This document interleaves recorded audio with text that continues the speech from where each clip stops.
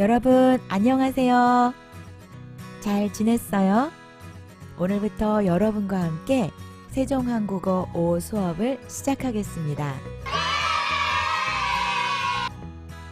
그동안 많은 구독자분들이 선생님 세종한국어 5도 가르쳐 주세요. 이렇게 요청하셨는데요. 지금까지 기다려 주셔서 감사합니다. 그리고 이미 세종한국어 5 수업을 세종학당이나 학교에서 시작하신 분들은 선생님 영상을 보면서 필요한 부분들을 복습하면 좋겠습니다. 그럼 끝까지 즐겁게 선생님과 함께 세종한국어 5를 공부해요. 오늘 수업을 시작하겠습니다. 세종한국어 5 1과의 제목은 진로입니다. 여러분, 진로가 무슨 뜻이에요? 이 단어를 사전에서 찾아보면 크게 두 가지 뜻이 나오는데요. 첫 번째 뜻은 앞으로 나아갈 길. 예를 들어 여러분이 운전을 하고 갈 때 어떤 차가 여러분 앞에 갑자기 끼어들면 진로 방해라고 하지요. 그리고 두 번째 뜻은 장래의 삶의 방향이라는 뜻이 있습니다. 우리 교과서에서 쓰인 진로는 바로 이 의미인데요. 진로가 장래의 삶의 방향을 나타낼 때 보통 이렇게 사용됩니다. 진로 문제, 진로 상담, 진로 탐색, 진로를 고민하다, 진로를 선택하다. 선생님이 여러분들의 과제에 댓글을 달다 보면 아직 고등학생인 구독자분들을 볼 때가 있는데요. 여러분들이 아직 고등학생이라면 어느 대학교에서 무엇을 전공하면 좋을지 진로 문제에 대해 선생님들과 상담을 하고 또 탐색을 할 거예요. 뿐만 아니라 대학생들도, 아니 직장인들도 앞으로 어떤 직업을 가지면 좋을지 진로를 고민하고 또 선택하게 됩니다. 그래서 진로는 보통 사람들이 처한 상황에 따라 앞으로 진학할 대학교를 의미하기도 하고 미래의 직업을 뜻하기도 합니다. 그래서 이번 과에서는 다양한 직업에 대해 알아보려고 하는데요. 먼저 그동안 우리가 공부했던 직업과 그 직업이 하는 일을 연결해 볼까요? 요리사, 가수, 간호사, 공무원. 요리사는 어떤 일을 하는 사람이에요? 네, 음식을 만들어요. 엄마도 음식을 만드시는데요. 매일매일 집에서 음식을 만드세요. 네, 그런데 음식을 전문으로 만들어요. 그런 사람들을 요리사라고 합니다. 가수는요, 노래를 불러요. 이것도 노래를 전문으로 불러요 라고 말하는 게 더 정확하겠죠? 다음, 간호사. 의사의 진료를 돕고 환자를 돌봐요.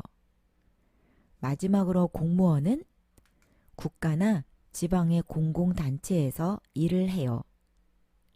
여러분 모두 알고 있지요? 어떤 경우에는 그 직업 자체의 이름보다 나는 무슨 일을 하는 사람이에요. 이런 식으로 자신이 하는 일을 말하기도 하는데요. 예를 들어, 저는 가게를 운영해요. 건물을 관리해요. 버스를 운전해요. 사업을 해요. 물론 사업가예요. 이렇게 말해도 괜찮겠죠? 배달원이에요. 이렇게 말해도 돼요. 하지만 때로는 그 직업의 이름이 아니라 사업을 해요. 배달을 해요. 옷을 세탁해요. 이런 식으로 일 자체를 말할 때도 있습니다. 다른 예들도 볼까요? 건물을 설계하다, 농사를 짓다, 자동차를 수리하다, 아이를 돌보다, 옷을 만들다, 호텔에서 일을 하다. 자, 그럼 교재에 나와 있는 다른 직업의 이름들을 알아보겠습니다. 직업. 여기 12개의 직업이 있는데요. 선생님이 하나씩 읽어볼게요. 여러분이 이미 알고 있는 직업이 있으면 표시해 보세요. 교수, 번역가, 통역사, 승무원, 자영업자, 가정주부, 비서, 환경미화원, 운전기사, 정비사, 설계사, 개발자. 아는 직업이 많이 있어요? 하나씩 뜻을 살펴보겠습니다. 교수, 번역가, 통역사. 여러분이 그림을 보면 어떤 직업인지 알 수 있겠지요? 혹시 뜻을 모르는 사람들은 자막을 보고 확인해 보시기 바랍니다. 다음, 승무원, 자영업자, 가정주부. 여기에서 자영업자가 조금 어려울 것 같은데요. 자영업자를 사전에서 찾아보면 자신의 혼자 힘으로 경영하는 사업자, 이렇게 나와 있습니다. 예를 들어 빵집을 운영하든지 식당이나 커피숍을 운영하든지 크고 작은 도소매업 또는 서비스업 등을 운영하며 생계를 유지하는 모든 사람들을 자영업자라고 합니다. 다음, 비서, 환경미화원. 전에는 청소부라는 말도 썼는데요. 지금은 환경을 깨끗하게 해주는 사람들이라는 의미에서 환경미화원이라고 합니다. 운전기사. 다음, 정비사, 설계사, 개발자. 이런 직업들은 일하는 분야에 따라 좀 더 구체적으로 보험 설계사, 건축 설계사 또는 컴퓨터 프로그램 개발자, 게임 개발자 이런 식으로 구체적인 분야를 넣어서 직업을 말하기도 합니다.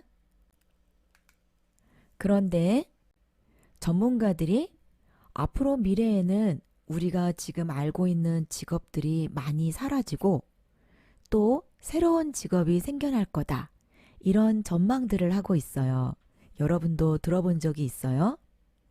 특히 4차 산업이 발전하면서 사람이 할 수 있는 일들이 AI, 인공지능이나 로봇으로 많이 대체될 거다. 이런 말들을 하고 있죠. 여기 선생님이 영상을 하나 준비했는데요. 8명의 사람 중에 누가 진짜 사람일까요? 선생님이 여러분에게 힌트를 주자면 진짜 사람은 한 명뿐입니다. 벌써 네? 하고 놀라는 사람들이 있을 것 같은데요. 영상을 보면서 누가 진짜 사람인지 찾아보세요. 준비, 시작!